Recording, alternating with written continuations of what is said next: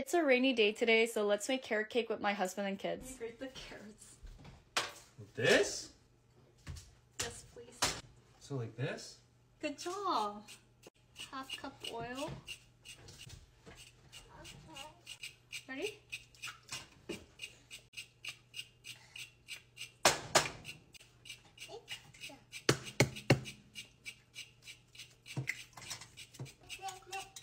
Look how fast I'm going.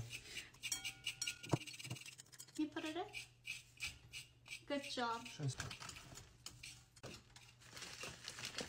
And let's put in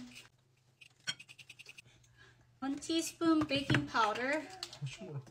This do you need? Oh my gosh, baby.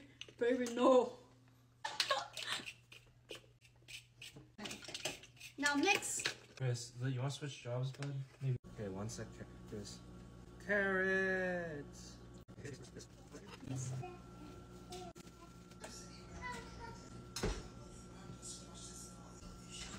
Ow!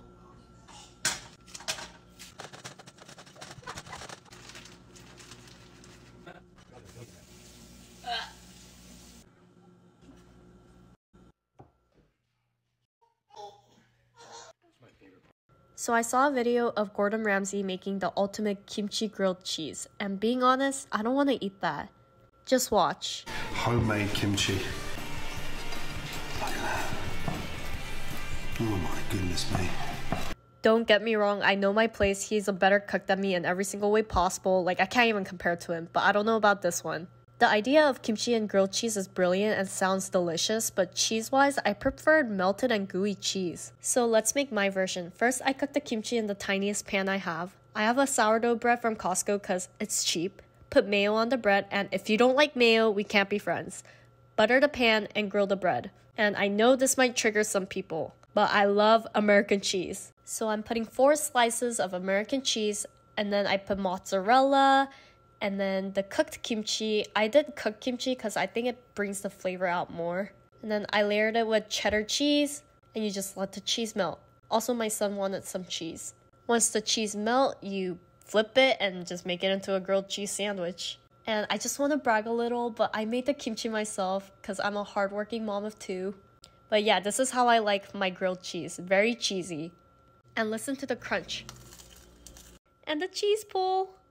Make breakfast with me as a Korean mom with 2 kids. And as always, guys, wash your rice. And my husband was passing by, that's why I smiled. I'm not crazy. Also, our rice cooker is very tiny. It can only cook up to 2 cups of rice. We are making tteokbap today, and I'm smelling the bean sprouts just in case they went bad. They didn't, thank God. And then I added king oyster mushrooms and chop, chop, chop, chop, chop.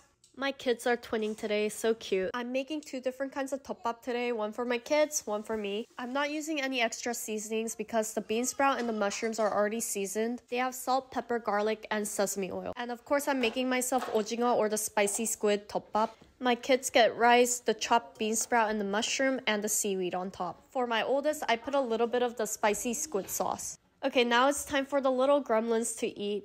I got them started on their breakfast, and now it's time for me to make mine. You're probably thinking, wow, that portion is super small. Yes, it is. I'm going to all-you-can-eat Korean barbecue in like 3 hours, so yeah, I don't want to fill my stomach up too much since I'm a Korean mom and I need to get my money's worth.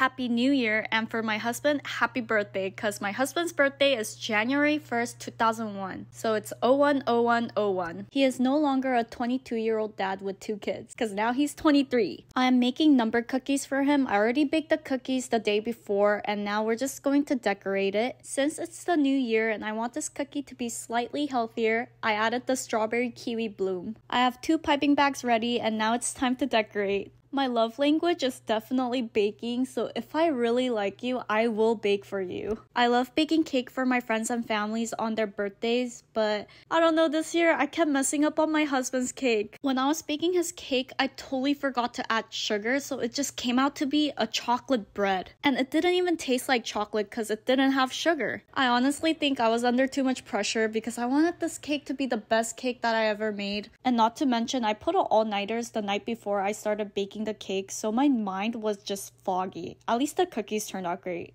Couple videos back, I actually made a kimchi grilled cheese and it was really good. So today I wanted to try a kimchi breakfast bagel. If you're wondering why I'm doing this, it's because we have a lot of kimchi. I made kimchi myself and my grandma gave us 2 big tubs of kimchi, so our fridge is just flooding with kimchi. Not to mention kimchi's good, so why not? Of course, we're cooking the kimchi first because it brings the flavor out. And in a breakfast sandwich, you need eggs. So I'm using keranmari, which is Korean rolled eggs. I'm just gonna heat that up in the microwave. My grandma actually rolled the eggs herself and just packed it for us so we could just heat it up and eat it whenever we want to. So thankful that she did that for us because my oldest son also loves eating the rolled eggs. Cream cheese is a must when it comes to bagels, so I'm using onion and chive cream cheese, and then we're putting the keranmari on top. My grandma put in carrots, green onions, and onions in the rolled eggs, and then now top it off with kimchi. I'm also making breakfast for my 2 sons, so the youngest is having rice and sogogi mukguk, which is radish and beef stew. I'm just going to heat that up in the microwave, and my oldest son is having rice, the rolled eggs, and seaweed.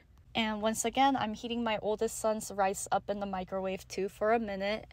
And the seaweed was not pre-cut, so I cut them myself. Now their breakfast is ready. Now it's time to try my kimchi breakfast bagel sandwich. Guys, it was so good. I don't know why, but kimchi and cheese go so well together. My husband gets grossed out by the idea of it, but I think he really should give it a try since he hasn't yet.